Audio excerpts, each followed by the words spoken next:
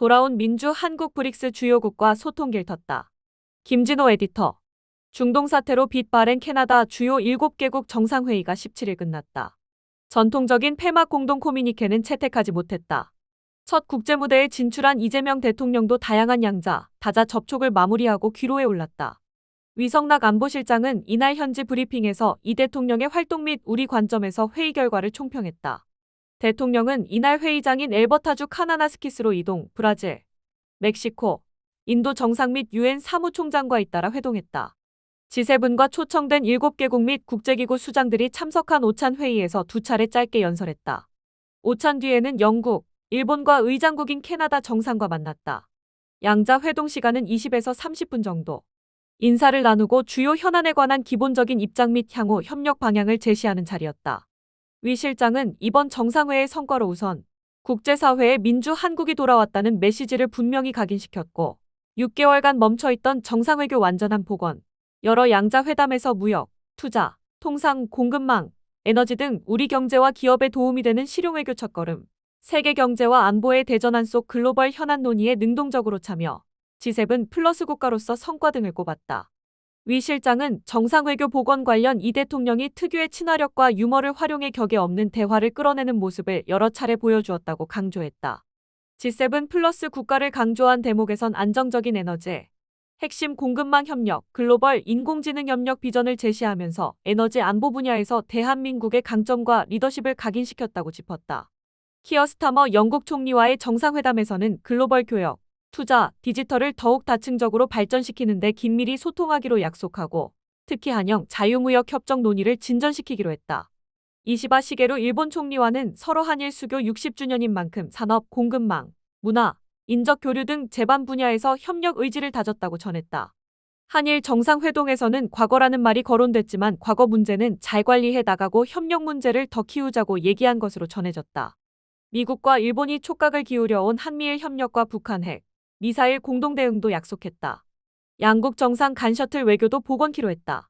일본 총리실은 한미일 협력 대상의 북핵, 미사일과 함께 납치자 문제가 있었다고 밝혔다. 이 대통령은 이어 정상회의 의장인 마크 카니 캐나다 총리와도 양자 회동을 했다.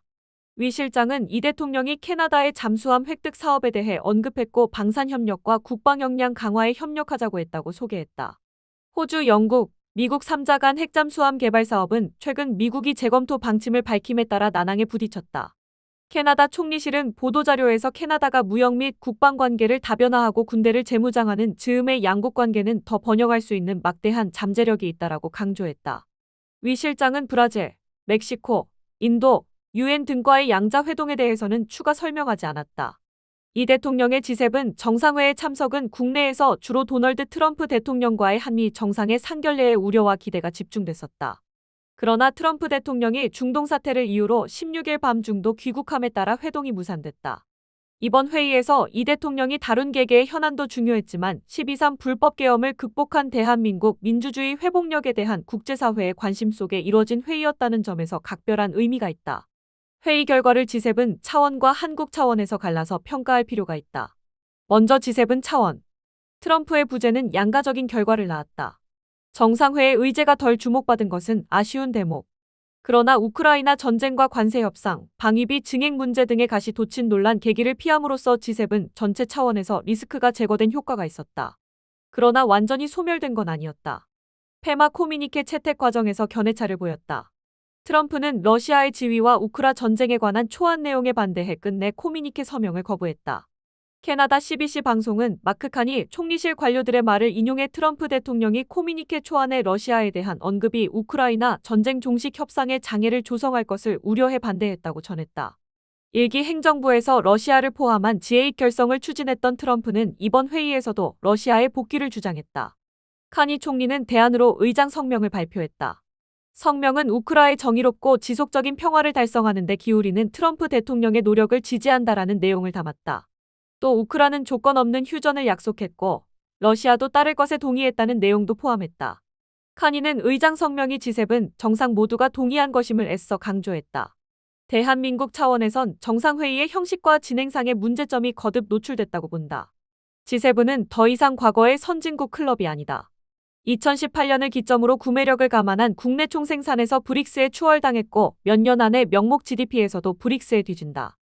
여전히 국제사회에서 목소리를 내는 주요국 회의체이지만 이미 경제적, 문화적으로 도약한 대한민국이 G7의 인정에 목말라 할 처지는 아니다.